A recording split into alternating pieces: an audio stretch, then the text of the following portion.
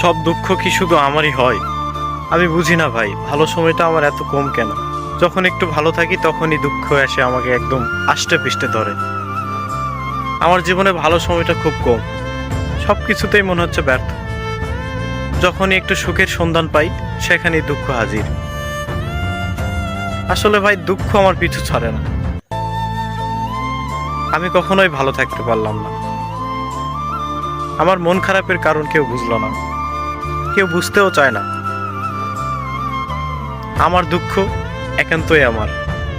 আমি সবার দুঃখ বুঝি, বোঝার চেষ্টা করি। আমি মন প্রাণ দিয়ে সবার দুঃখ শুনি, আমি বুঝি। কিন্তু আমার কষ্টগুলো, আমার দুঃখগুলো শোনার মতো মানুষ নেই। আমাকে বোঝার মতো কোনো মানুষ নেই।